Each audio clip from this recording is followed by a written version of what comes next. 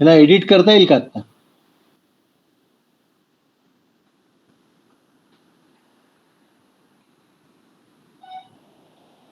आपल्याला फक्त हे जे 4 लिहिले ना तू 4 1 2 3 जे लिहिलेले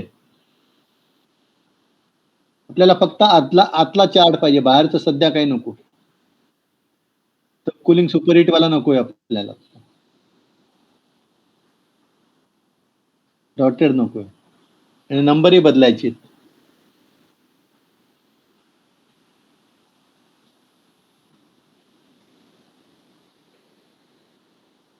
सरळ नवीन काढला तरी चालेल आपण.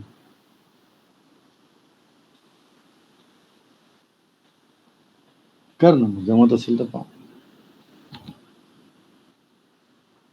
नाही पहिले आता हे डिलीट नाही करत आहे का? डॉटेडचा विचारच करू नको आपण, सांगू त्या लोकांना मग. पण ते आता कन्फ्युजन व्हायचं कूलिंग आणि सुपर हिटिंग.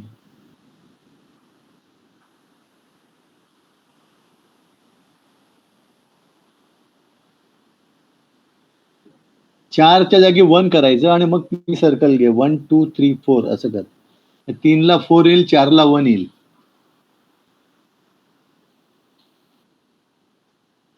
हा, सिंपल एक ड्रॉ करून टाक, काय प्रॉब्लेम.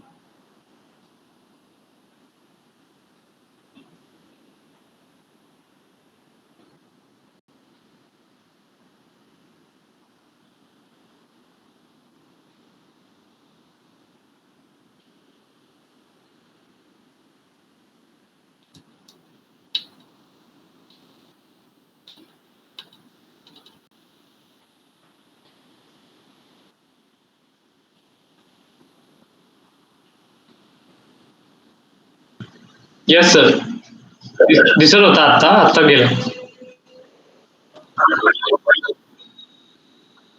नाही.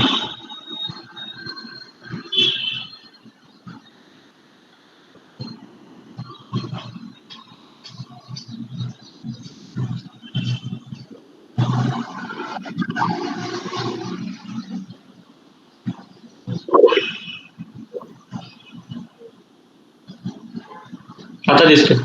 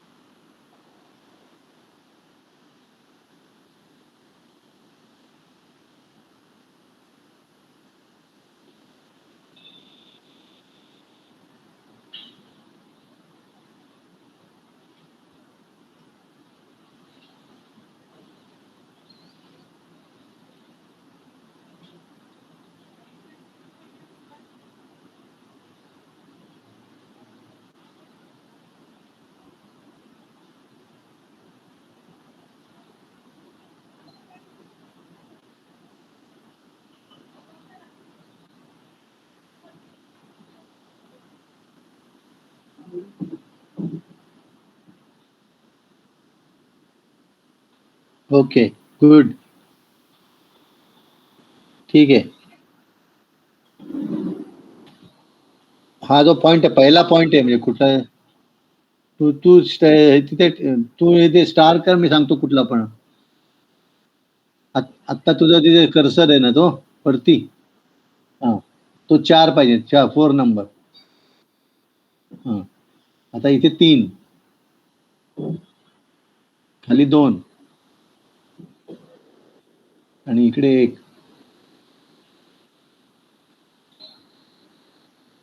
ओके, इथे इथे लिहिते, इथे पी, इथे लिही पी आणि खाली लिही एच. पी एच लिहून टाक. वर्टिकलला पी लिही आणि खाली एच लिही.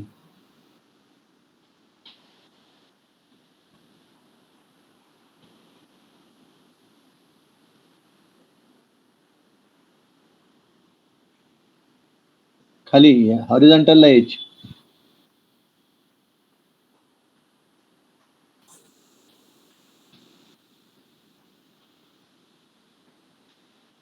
आपण वेपर कंप्रेशन सिस्टम सायकल सगळे शिकलो आहेत, समजलो आहे आपण त्याला काय काय प्रोसेस असतात, कुठल्या प्रोसेस असतात, कशा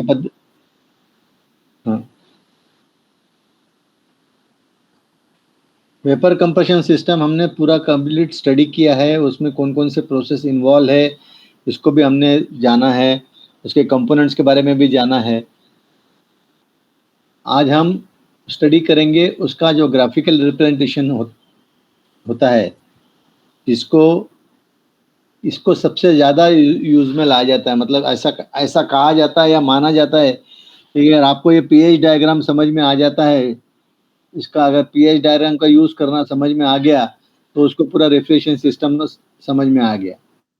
इतना बेसिक चीज़ है ये बहुत मतलब इंटरेस्टिंग भी है और आना चाहिए हर एक को. सो पीएच डायग्राम मतलब क्या? What is pH diagram? P मतलब प्रेशर और एच मतलब एंथैल्पी.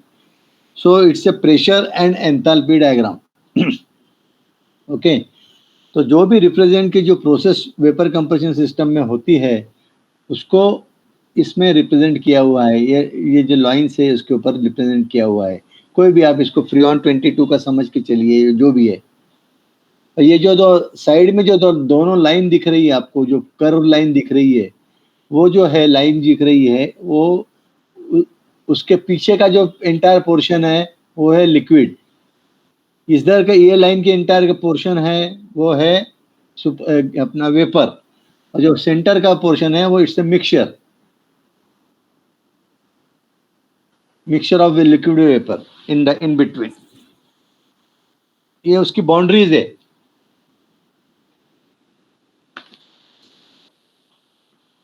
ओके, तो लेट अस अंडरस्टैंड कि रेफ्रिजरेशन इसमें 4 प्रोसेस होती है, बड़ी मेन 4 प्रोसेस होती है. Can somebody tell me what are those process? पहले कोई भी एक बता सकता है 4 प्रोसेस जो हमने वेपर कंप्रेशन सिस्टम में स्टडी की है, वो कौन कौन से प्रोसेस है?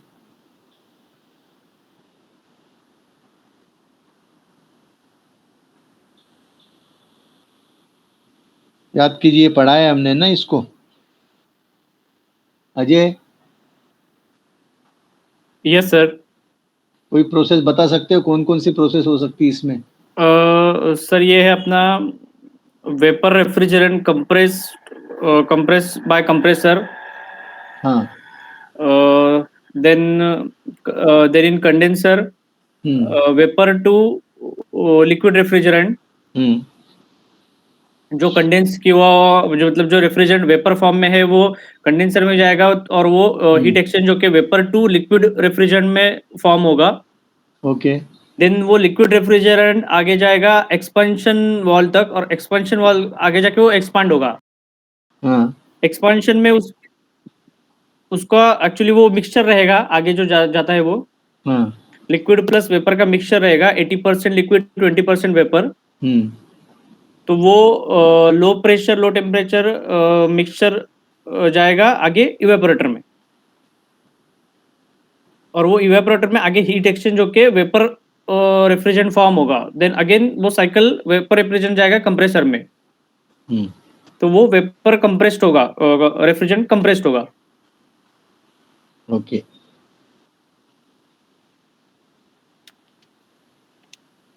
तो उसको क्या नाम देंगे? पहला जो प्रोसेस है 1 to 2 प्रोसेस को क्या बोलेंगे हम? What is this? 1 to 2 liquid plus vapour, इसको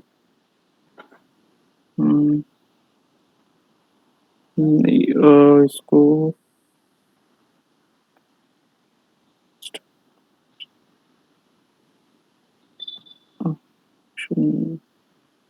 नहीं सर, याद नहीं आ रहा है। ये एवापोरेशन प्रोसेस हो गया ना, यहाँ पे यहाँ पे रेफ्रिजरेंट इफेक्ट हो रहा है 1 to 2 में, इसको एवापोरेटर प्रोसेस हो गया है। इसमें आप लिख दीजिए सुबोध जी, एवापोरेशन।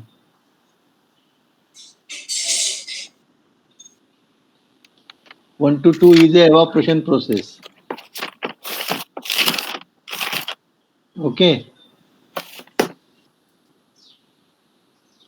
इसमें क्या होता है 1 to 2 में? एवापोरेशन में जो भी एवापोरेटर में जो भी पानी है जिसको हमको ठंडा करना है, या एयर है जिसको हमको ठंडा करना है, वो उसका हीट रिजेक्शन होता है, और वेपर लिक्विड जो है वो उसको हीट गेन करके इट बिकम्स लेटेंट हीट, उसका गेन होता है, मतलब एब्जॉर्ब करता है liquid, and it converts into the vapour.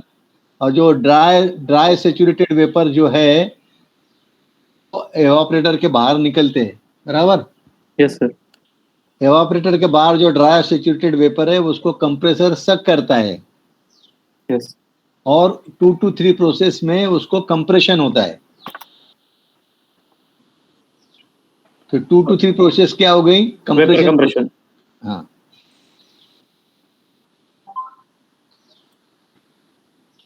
Compression process में हीट जनरेट भी होता है, और गैस जो वेपर जो है वो सुपर हीटेड हो जाता है वेपर।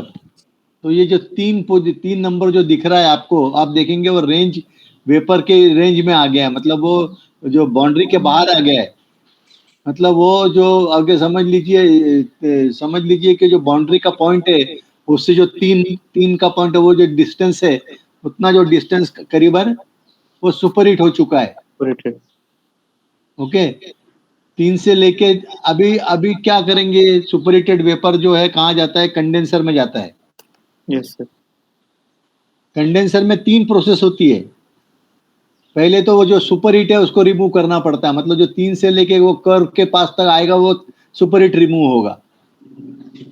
उसके बाद वो 4 तक जाएगा, तब वहां पे उसका वेपर का जो सुपर हीट निकलने के बाद जो सैचुरेटेड वेपर रहेगा वो लिक्विड में कंडेंस होगा। ओके, तो 3 to 4 प्रोसेस क्या हो गई? Condensation process.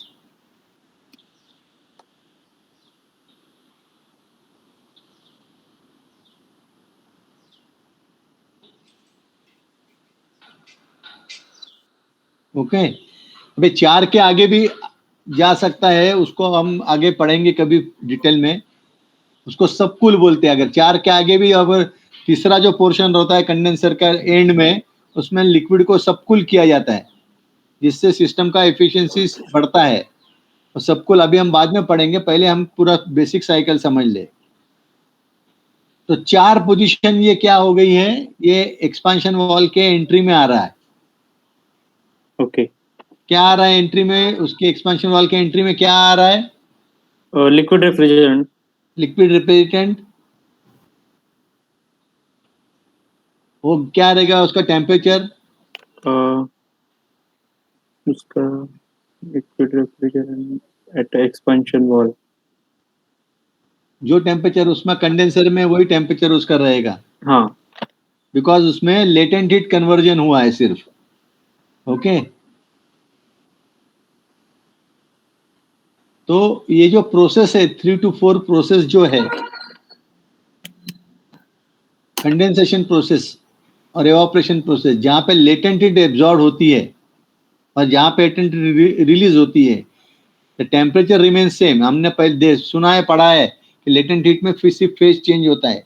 Yes sir. तो अब ये 3 to 4 प्रोसेस जो है यहाँ पे अपने कंडेंसेशन प्रेशर देखिए, इसको क्या बोलेंगे आप, कौन सी प्रोसेस बोलेंगे? कंडेंसेशन प्रोसेस पे है, लेकिन इसका प्रेशर क्या बोलता है? What is the pressure here from 3 to 4? Is there any change in the pressure?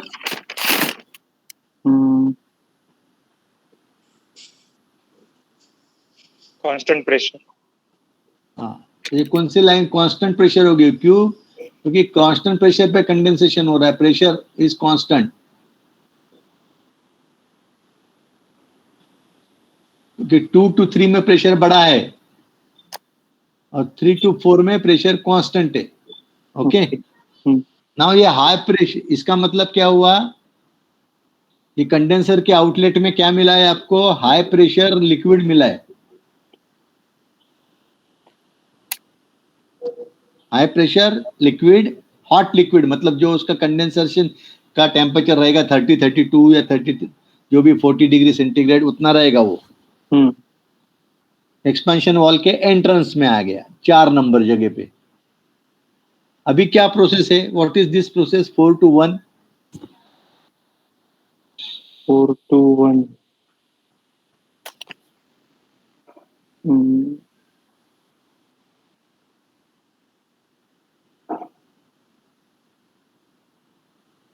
4 to 1 sir, expansion valve to evaporator. हाँ, 4 to 1 इज एक्सपेंशन प्रोसेस बोल सकते हैं अपन उसको। एक्सपेंशन, थ्रॉटलिंग प्रोसेस बोल सकते हैं। थ्रॉटलिंग, समझे क्या? ओके, थ्रॉटलिंग प्रोसेस बोलते हैं उसको। उसमें क्या होता है? हाई प्रेशर लिक्विड जो इसमें से बाहर एक्सपेंशन वॉल में से निकलता है बाहर। Hello, yes sir. That becomes low pressure low temperature liquid. Low pressure low temperature liquid. Okay, अब देखेंगे आप 4 से लेके 1 तक आया है वो, वर्टिकल लाइन दिख रही है पूरी। Yes sir. इसका मतलब क्या हुआ है उसका? Pressure drop. P से P4 से P1 आया है, मतलब प्रेशर ड्रॉप हुआ है। यस एक्सपेंशन में प्रेशर ड्रॉप हो रहा है उसका। यस। और वो करते समय वो उसका जो लिक्विड है वो लो प्रेशर में आते आते उसका कूलिंग भी हो जाता है। Okay, liquid is cool down. Yes sir.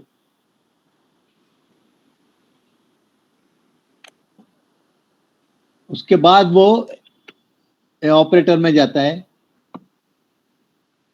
और एवापोरेटर का जो लोड रहता है, that in the evaporator that liquid boils because of the load. जो लोड वहां पे रहेगा, पानी रहेगा, एयर रहेगा, उसके वजह से it gets converted into the dry saturated vapour and that vapour is again sucked by compressor. और ये ऐसा साइकिल कंटिन्यू होता है। Yes sir. अभी ये मुझे को बताइए, ये 1 to 2 प्रोसेस जो हुई है एवापोरेशन में, लेटेंट हीट चेंज, इसमें प्रेशर क्या है? प्रेशर क्या बोल सकते इसमें? Low pressure. Constant pressure. Low pressure नहीं, it is also a constant pressure line. देखिए ना आप, जैसे लाइन हॉरिजॉन्टल है ना, प्रेशर में बिल्कुल चेंज नहीं हो रहा है ना horizontal line. Yes yes yes. So this is also constant pressure. The evaporation process and condensation process are both are constant pressure. ऊपर भी प्रेशर चेंज नहीं होता है, नीचे भी प्रेशर चेंज नहीं हो रहा है, बराबर? Yes sir.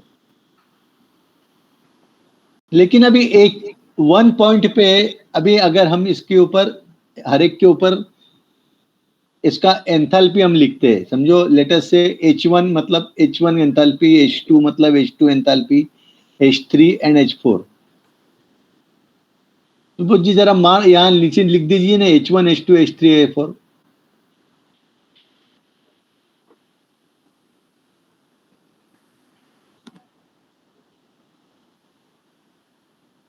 नहीं, यहाँ पे लिखेंगे तो ज्यादा सही रहेगा, वो बाजू वाले इसमें, वहां पे अपन ये भी डालेंगे उसका।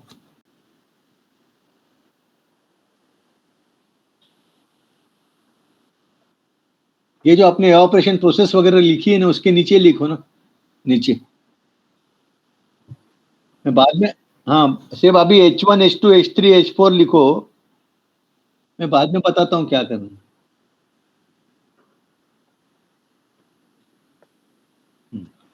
H1 के सामने लिखो 45 BTU पर पाउंड,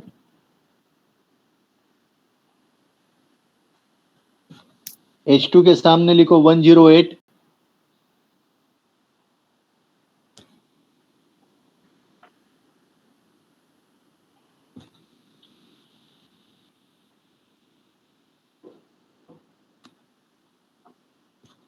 H3 लिखो 118,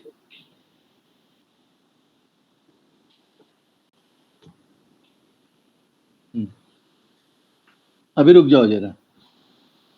अभी आप देखेंगे ये जो H1 H2 H3 H4 है, ये हमने क्या बताया इसको, एंथैल्पी। आप जानते हैं एंथैल्पी ना, टोटल हीट। एंथैल्पी मतलब total heat when sensible plus plus latent. हाँ टोटल हीट। उसको कैसे उसको मेजर करते हैं, BTU पर पाउंड ऑफ रेफ्रिजरेंट।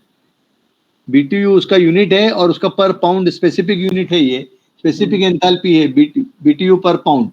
मतलब एक पाउंड का वो पोजीशन पे जो हमने देखा है 45 BH है। ओके, और उसका आप कैसे, ये सब चार्ट पे अवेलेबल है, अभी आपको बाद में शेयर कर देंगे। हर एक रेफ्रिजरेंट के चार्ट अवेलेबल है। ओके, वो हर एक रेफ्रिजरेंट के चार्ट अवेलेबल में उसका प्रेशर के साथ उसका एंथैल्पी, सेंसिबल हीट कितना है, लेटेंट कितना है, एंथैल्पी कितना है, कितना प्रेशर पे कितना टेम्परेचर है, ये सब पूरा डाटा डिटेल दिया हुआ रहता है। और ये जो चार्ट है ना, ये रेफ्रिजरेंट के भी चार्ट्स अवेलेबल है, उसको हम लोग क्या बोलते हैं, आपने पढ़ा होगा कॉलेज, मोल्यूअर चार्ट्स बोलते हैं। मोल्यूअर चार्ट्स भी अवेलेबल है, आप पढ़ सकते हैं कोई भी। Freon 22 का मोल्यूअर चार्ट एक बार आप स्टडी कर लीजिए एज ए होमवर्क, उसमें आपको समझेगा क्या क्या है। नहीं समझा तो पूछ लेना नेक्स्ट टाइम। सो ये जो एंथैल्पी है, तो अभी एक H1 एंथैल्पी और H2 एंथैल्पी, अभी एवापोरेटर में क्या हुआ है, एंथैल्पी में कोई चेंज हुआ है क्या? एंथैल्पी चेंज हुई, कम हुई है, बढ़ी है, घटी है, कांस्टेंट है, क्या हुआ है? H क्या है, कांस्टेंट है या क्या हुआ है? इंक्रीज्ड। हाँ इंक्रीज्ड। हाँ, क्यों इंक्रीज हुई है? Heat is rejected in evaporate. Gain, it is not rejected, it is gain by the refrigerant, इसलिए एंथैल्पी बढ़ा है, गेन किया है ना उसने, रेफ्रिजरेंट ने गेन किया है, इसलिए तो वो पानी ने रिजेक्ट किया है। तो जिसको हमको ठंडा करना है वो रिजेक्ट करेगा ना हीट। हमको चिल वाटर बना रहे हैं, हम ऑपरेटर में से पानी पास हो रहा है, एक साइड में रेफ्रिजरेंट पास हो रहा है, तो रेफ्रिजरेंट बॉईल हो रहा है, मतलब वो हीट गेन कर रहा है, और पानी हीट रिलीज कर रहा है, समझे क्या? हाँ, तो अभी हीट गेन हुआ है, इसलिए वो हीट बढ़ गया है उसका। कितना एंथैल्पी बढ़ गया है उसका? 45 to 108. 45 to 108. Okay, 45 to 108 enthalpy उसका बढ़ गया। अभी नाउ 2 to 3 अपन ने उसको कंप्रेस किया है, हीटिंग किया है, तो उसका एंथैल्पी वापस बढ़ा है, Okay. Because of heating, Okay. Compression. Sorry. तो वो कितना एंथैल्पी दिखा रहा है, वो H3 पे कितना आया है? H3 पे 118. H3 पे 118 आया है। अभी H3 से लेके H4 तक क्या होने वाला है एंथैल्पी में?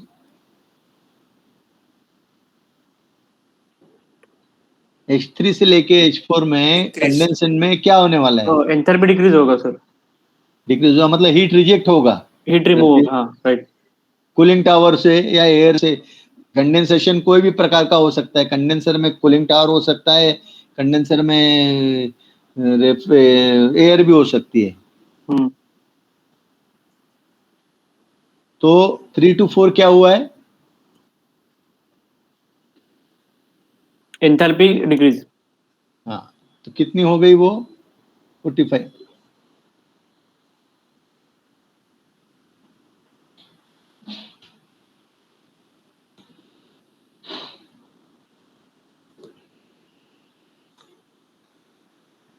कितना डिक्रीज होगी वो, how much it will be, 3 to 4 में आएगा तो कितना, H4 की पोजीशन क्या आ सकती है, H1 अपना 45 है, H2 अपना 108 है, H3 118 है, H4 क्या होगा, what will be the H4?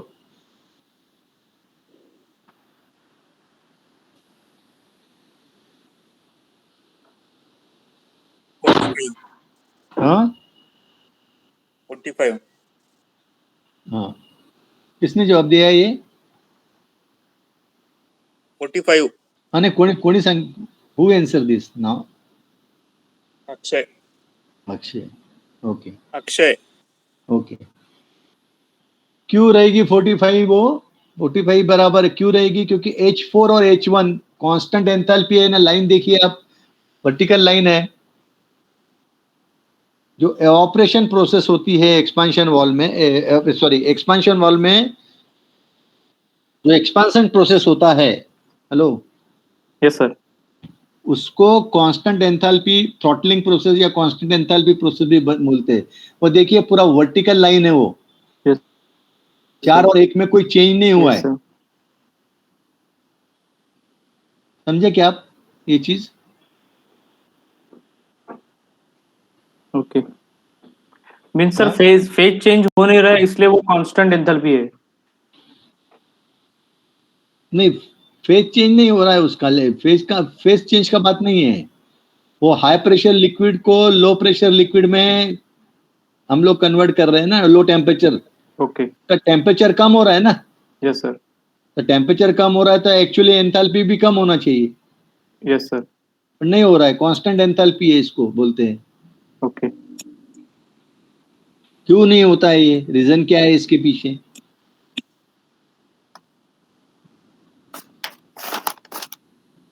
क्योंकि जब भी हाई प्रेशर लिक्विड जब थ्रॉटल करते हैं हम, प्रोसेस थ्रॉटलिंग में से जब हम पास करते हैं उसको, सुन लीजिए ये जरा ठीक से, तो वो जो प्रोसेस होती है, वो प्रोसेस में सम ऑफ द लिक्विड को फ्लैश होता है, गैस में कन्वर्ट होता है, वेपर में कन्वर्ट होता है, सम ऑफ द लिक्विड, पूरा लिक्विड नहीं, एक 10% 20% लिक्विड वेपर में कन्वर्ट होता है,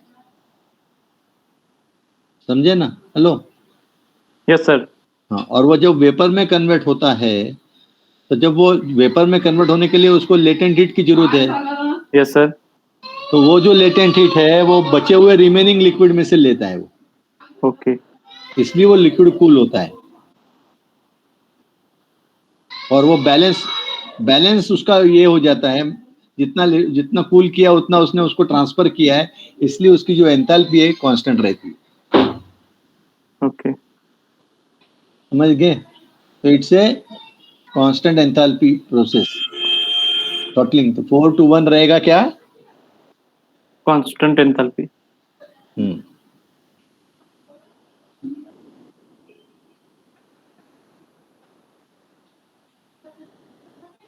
ओके,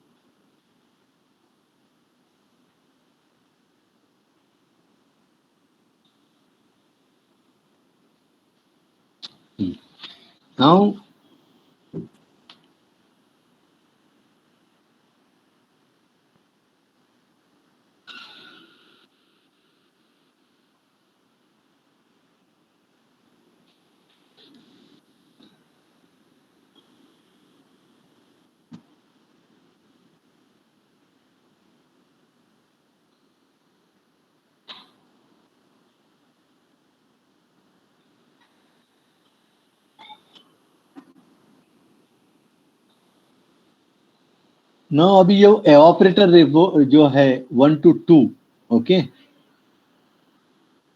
इसमें जो एवापोरेशन, इसमें जो इफेक्ट, इसको बोलते हैं रेफ्रिजरेंट इफेक्ट। क्या बोलते हैं? Refrigerant effect. This is the output, हमको मेन आउटपुट हमको कहाँ मिल रहा है? रेफ्रिजरेंट इफेक्ट कहाँ मिल रहा है? एवापोरेटर में मिल रहा है। ओके, तो वो उसका जो Q1 है उसको अगर हम Q1 बोलते हैं तो Q1 इज इक्वल टू क्या हो जाएगा, H2 माइनस H1, मतलब H2 में से H1 अगर हम सब्ट्रैक्ट करते तो वो नेट इफेक्ट मिला हमको, बराबर। नहीं सर, नहीं समझे। H2 का एंथैल्पी कितना है, 108। 45 का हम 108 कर रहे हैं एवापोरेटर में, सो ये 108 माइनस 45 हमको नेट मिला ना, नेट रेफ्रिजरेंट इफेक्ट कितना मिला, H2 माइनस H1। नहीं समझे? सर वो हीट हो गया, टोटल हीट हो गया ना। हाँ, टोटल हीट ही की बात कर रहा हूँ, तो टोटल हीट का ही इफेक्ट मिलता है ना, रेफ्रिजरेंट इफेक्ट मतलब क्या, total heat. Okay.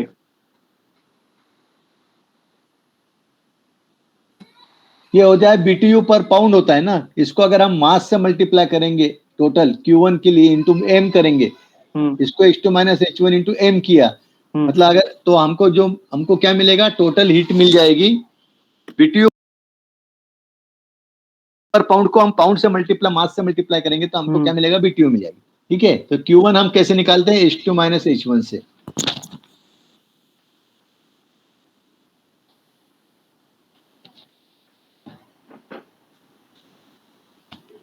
Okay, now let us, ये जो वर्क डन होता है 2 से 3 के बीच में क्या हुआ है, वर्क कंप्रेशन हुआ है। Yes sir. Compressor has worked on that. Yes. तो उसका जो है H जो है, लेट अस से अबाउट, उसको हम अगर वर्क को हम क्या बोल सकते हैं, let us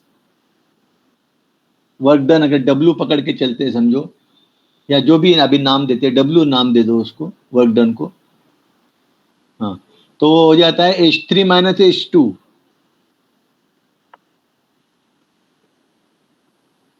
into M।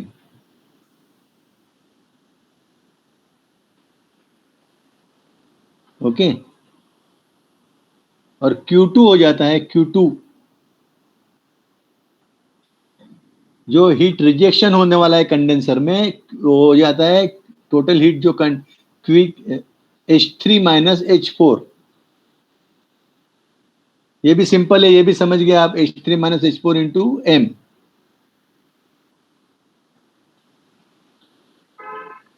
Okay sir लेकिन वो तो नेक्स्ट प्रोसेस में हुआ ना, कंडेंसेशन प्रोसेस में 3 to 4 हाँ H3 ना, माइनस।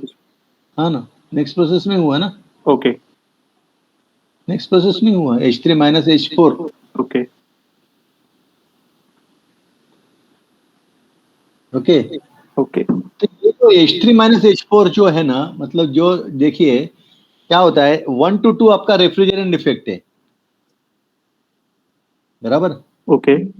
तो Q1 है, Q1 1 to 2 Q1 है,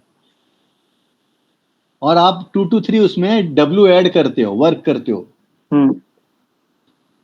ओके, तो ये जो 3 to 4 जो है ना, इसको रिमूव करने के लिए आपको क्या करना पड़ेगा, Q1 का भी हीट निकालना पड़ेगा, और जो वर्क डन किया है W उसका भी हीट निकालना पड़ेगा।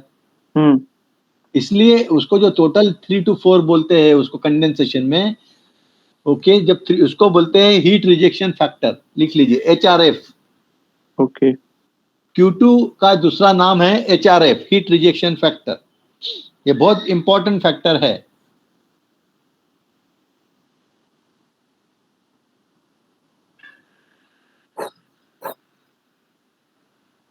हमको इसको बाद में हम निकालेंगे, इसको कैसे करना है क्या है।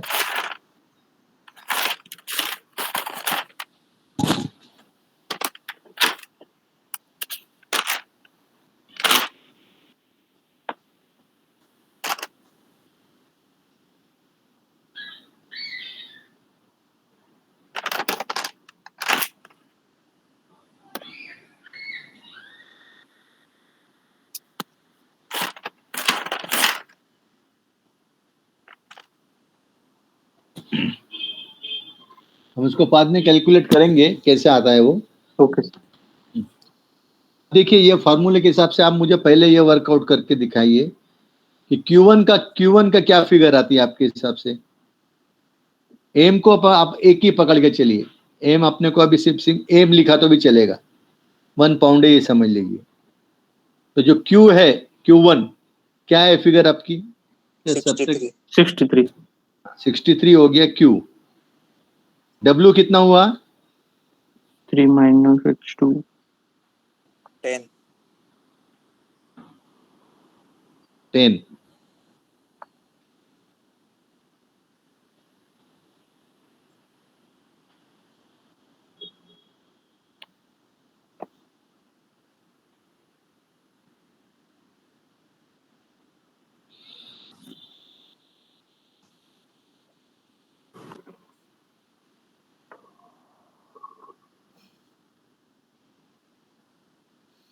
कितना हुआ W?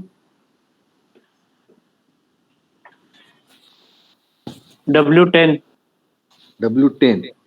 और HRF कितना हो गया? Heat rejection factor 73. 73. ये सब के सब BTU हुए. 1 पाउंड है तो एक पाउंड के लिए पकड़ के चल रहे हैं हम, बराबर.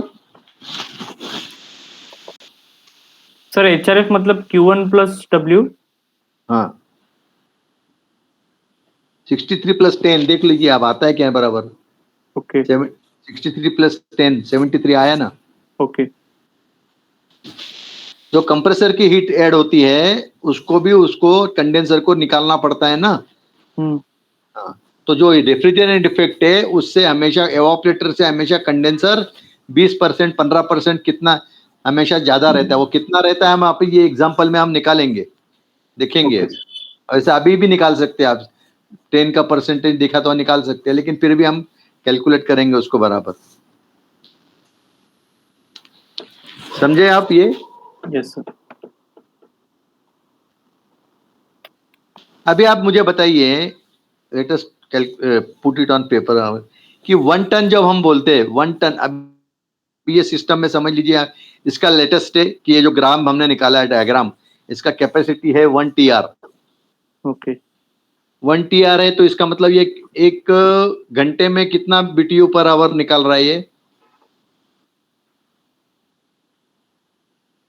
12,000 BTU per hour. 12,000. 12,000 BTU per hour Per ये hour.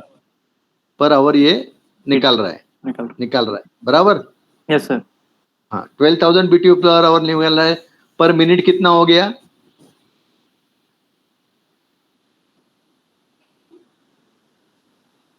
600. 600.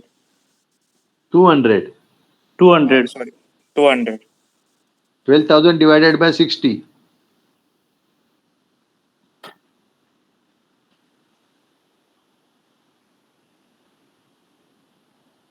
समझ रहे क्या? Yes sir. 200 एक टन के लिए हमको 200 BTU पर मिनट इफेक्ट अपने को मिल रहा है इसमें से, करेक्ट? समझ रहे क्या? नहीं सर, रिपीट कीजिए. 1 टन इफेक्ट के लिए हमको इफेक्ट कितना मिल रहा है? 12,000 BTU पर आवर 1 टन होता है. 200 BTU पर मिनट 1 टन हो गया. पर मिनट में उसको आप 60 से डिवाइड करेंगे तो 1 मिनट हो गया. राइट. तो एवापोरेटर में हमको रेफ्रिजरेंट इफेक्ट मिल रहा है, 1 मिनट में हमको 200 BTU निकल रहा है. 1 मिनट में हमको 200 BTU निकल रहा है, बराबर.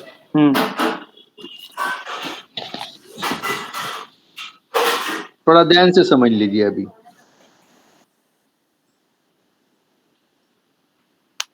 BTU पर मिनट, अब आप लिखिए जरा उसको, 200 BTU पर मिनट लिख दीजिए ऐसा.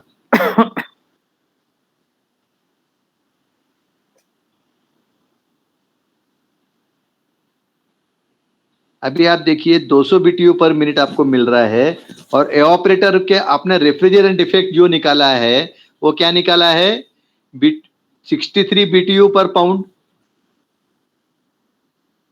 आपका जो इफेक्ट आया है 1 to 2 में 108 - 45 करने से वो आता है 63 BTU पर पाउंड, बराबर. Yes sir. अगर आप ये 200 को 63 से डिवाइड करेंगे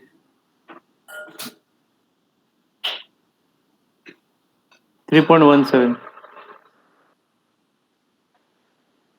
हाँ 3.17 क्या? BTU. नहीं देखिए बीटीयू कैसे रहेगा? बीटीयू को तो बीटीयू से डिवाइड कर रहे हो ना, बीटीयू पर मिनट को बीटीयू पर पाउंड से डिवाइड कर रहे हो, तो तुमको पाउंड पर मिनट मिलेगा ना। Okay okay. आप इक्वेशन डालिए जब तो समझेगा आपको। हाँ हाँ. यस. बीटीयू पर मिनट डिवाइडेड बाय बीटीयू पर डायमेंशन एनालिसिस कीजिए तो क्या कटेगा? वो बीटीयू कट गया, पाउंड ऊपर चला गया। यस. करके देखिए ना, समझ में आएगा। ऐसे अदरवाइज समझ में नहीं आएगा, मैं बोलूंगा। मिनट पर पाउंड. पाउंड पर मिनट आएगा, हाँ. मिनट पर पाउंड नहीं। ओके. समझा क्या? ये पाउंड पर, एवरीबॉडी अंडरस्टूड और नॉट? Yes sir. क्या? BTU 200 जो था वो अपना BTU पर मिनट है. हाँ BTU डिवाइड बाय BTU पर मिनट डिवाइड बाय BTU पर पाउंड. हाँ तो पाउंड ऊपर चला जाएगा हाँ और BTU निकल जाएगा. हाँ, तो क्या आएगा? BTU पर पाउंड. नहीं BTU ना, पर सॉरी पाउंड पर मिनट. पाउंड पर मिनट कितनी फिगर आई वो?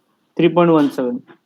तो 3.17, इसका मतलब क्या हुआ कि 3.17 पाउंड का रेफ्रिजरेंट आपको 1 मिनट में सर्कुलेट करेंगे तो आपको ये सिस्टम में 1 टन का इफेक्ट मिलेगा। मतलब 1 टन इफेक्ट लेने के लिए, 1 टन का रेफ्रिजरेंट इफेक्ट लेने के लिए इस पर्टिकुलर सिस्टम में आपको 3 पाउंड पर मिनट रेफ्रिजरेंट को सर्कुलेट करना पड़ेगा। रेफ्रिजरेंट क्वांटिटी पर टन इसकी वजह से निकाला जाता है, ऐसी निकाली जाती है। कितना रेफ्रिजरेंट लगता है उसको, this is the way refrigerant effect निकाल के दोनों का एंथैल्पी का डिफरेंस निकाल के कितना पर मिनट आया है वो निकाला जाता है। ठीक है? Yes sir.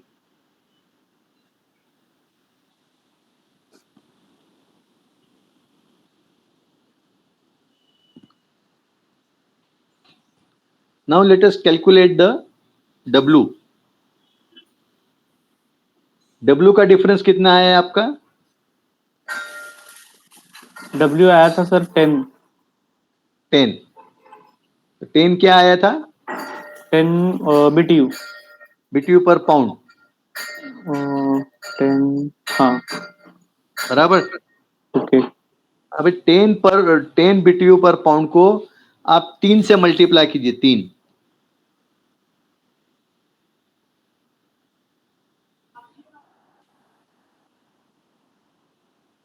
3 क्या है? 3 क्या है?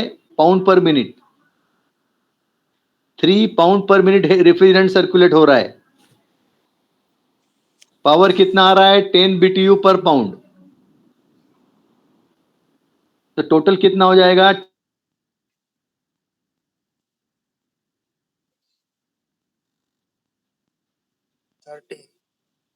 30.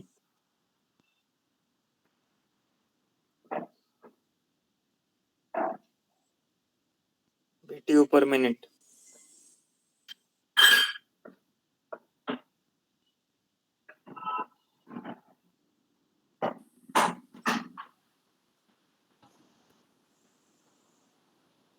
हेलो, 30 BTU पर मिनट सर. 30 BTU पर मिनट समझ गया सबको? Yes sir. ये क्या हो गया है? क्या निकाला अपन ने? Work done. Work done. Work done. बराबर। किसी को नहीं समझा तो पूछो वापस।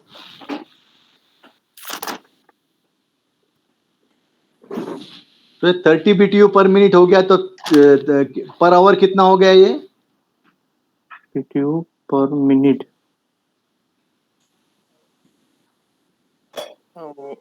1800. 1800. 1800 BTU पर आवर। ओके।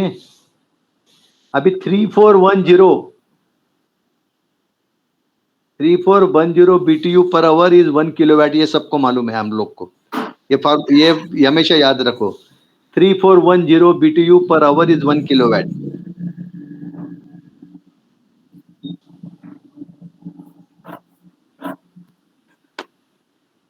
अगर 3410 इज 1 किलोवाट, तो अभी जो 1800 BTU पर आवर आया वो कितना किलोवाट होगा? हाफ किलो पर 0.5 किलोवाट. 0.55 kilowatt, correct? इसका मतलब ये होता है कि 1 टन इफेक्ट देने के लिए हमको 0.55 किलोवाट की पावर की जरूरत है. बट इन प्रैक्टिस ऐसा नहीं होता है. ये इन प्रैक्टिस ये एक्चुअल पावर कंजम थ्योरेटिकल पावर है.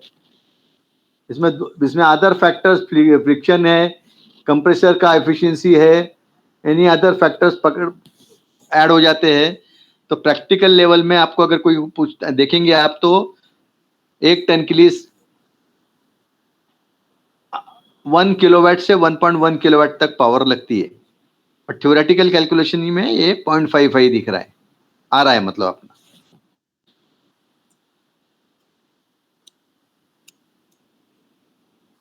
ठीक है. नेक्स्ट, अभी जैसे कंप्रेसर अपना हम लोग सब जानते हैं, रेफ्रिजरेशन कंप्रेशन सिस्टम्स की जो परफॉर्मेंस है वो गिना जाता है कोफिशिएंट ऑफ परफॉर्मेंस में, सीओपी. बराबर? सीओपी मतलब क्या होता है? Refrigerant effect divided by work done. दोनों के ऊपर के नीचे के यूनिट सेम होने चाहिए. तो कितना सीओपी आएगा अपने केस में, ये बताइए मुझे. Refrigerant effect divided by work done.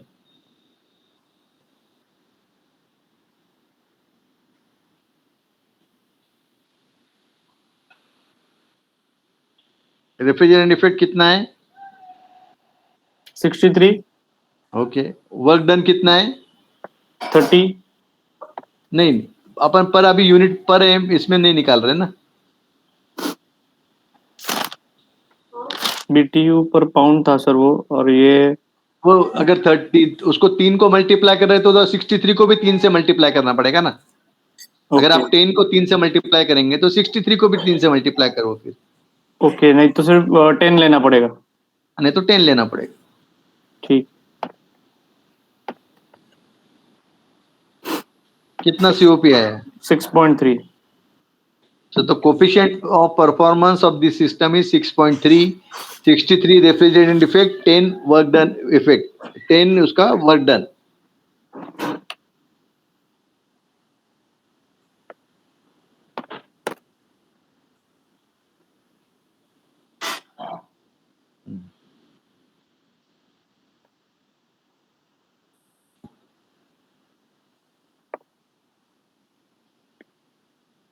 One minute.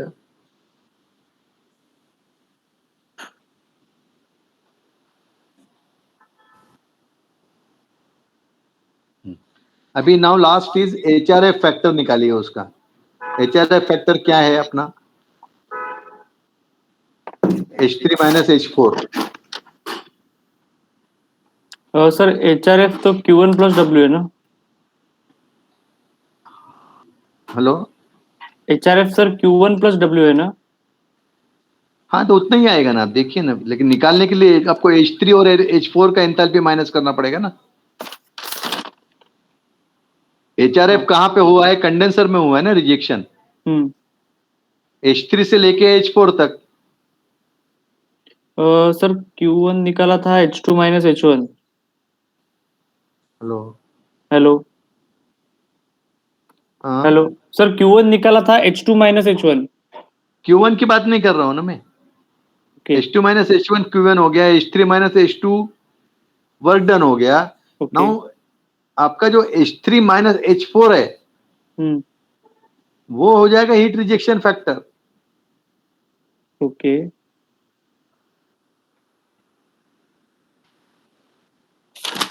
तो सर वो Q2 है H3 माइनस H4. हाँ. वो है 63 सर. H3 माइनस H4 63 नहीं आएगा ना सर. H3 minus H4. हाँ सर 118 माइनस 45 ना. हाँ, कितना आएगा? यस सर, यस 63 नहीं है, 73 आएगा ना? 76 73 आएगा शायद मेरे ख्याल। हाँ 73 73 हाँ, 73 हाँ। तो ये 73 BTU पर पाउंड अपना हीट रिजेक्शन फैक्टर हो रहा है, ठीक है। अभी BTU पर पाउंड हीट रिजेक्शन फैक्टर हो रहा है, तो उसको BTU पर मिनट में कन्वर्ट करने के लिए क्या करना पड़ेगा? अपना गैस कितना सर्कुलेट हो रहा है? 3 पाउंड पर मिनट। यस 3 पाउंड पर मिनट को इसको मल्टीप्लाई कीजिए 73 इंटू 3,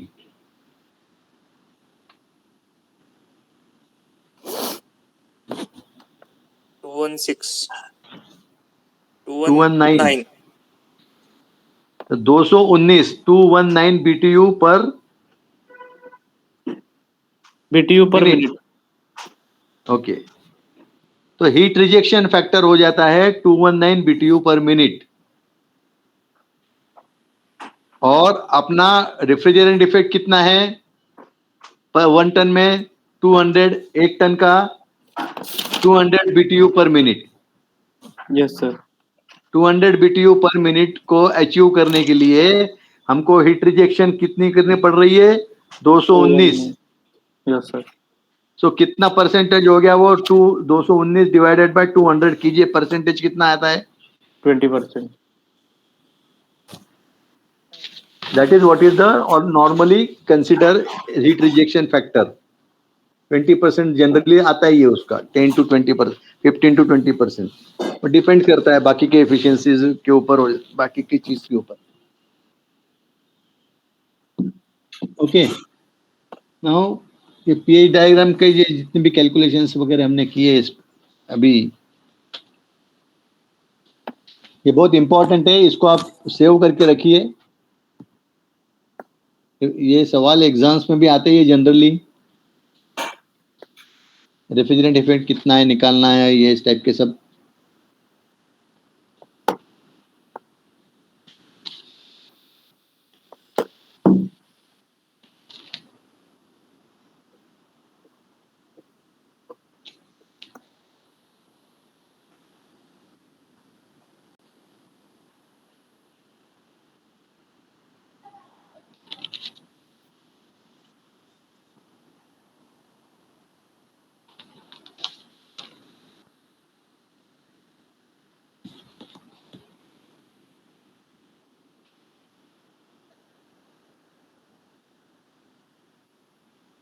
इसके एक दो और डिटेल में एग्जांपल हम लोग शायद नेक्स्ट सेशन में ले लेंगे। सुबोध,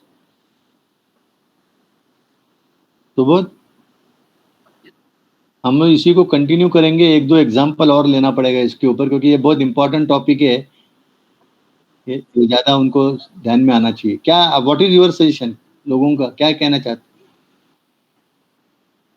हाँ, तो इसके ऊपर एक और एग्जांपल लेके हम बात करेंगे। आज हम यहीं पे कंक्लूड करते हैं इसको। इसमें किसी को कोई क्वेश्चन है, आंसर से शायद डाउट किसी को, तो आप आज सुबह क्या लिया था सर ने? मॉर्निंग सेशन में क्या था? सर इवेपोरेटर्स और उसका देन टाइप्स ऑफ कंस्ट्रक्शन थे, और कूलिंग टावर का स्टार्ट किया था।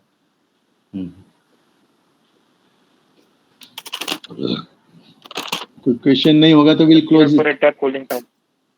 Evaporator cooling tower control. अच्छा,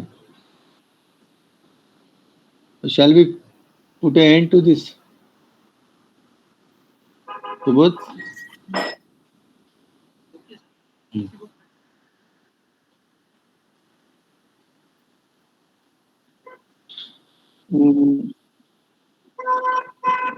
ठीक है, आपको डाउट है आप कभी भी पूछ सकते हैं, लिख के रखिए, नोट डाउन करके रखिए, या नेक्स्ट इसमें पूछ लीजिए, ऐसा कुछ नहीं है। Yes sir, yes.